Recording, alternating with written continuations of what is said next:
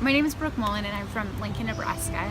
In Thailand, like I love on the weekends, my free time, I love going to markets. And so I'd go to markets and talk to different vendors and learning about their craft and striking up conversations with the vendors themselves. And most of the time they're like, yeah, this is, this product is handmade. And so then when, of course, that starts into the conversation of where is it made and how is it made? And oftentimes, they're like, oh, it's made in my village, which is like 10 hours from here.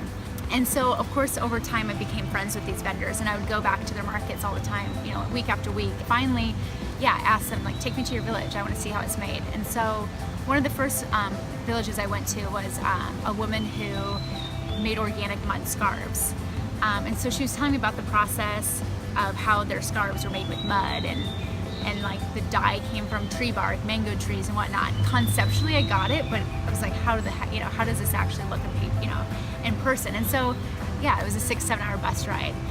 So that's how I got to her village. And so that's how we started meeting these communities, was basically saying, well, take me to your village, show me where you make your things. So my husband, his research was in Burma. Met this, several times when we were there, we met this one young, wonderful woman who had just a challenging situation, as a lot of females do in developing countries. And so what would change her dynamics was education. We decided, well, look, give us a few months, we'll see what kind of scholarship money we can generate for you. And so in the back of my head, I'm thinking, okay, well, I can work with all these different women. So I thought, okay, well, I will buy all these different pieces from these women, and then we'll have a trunk show at my parents' house.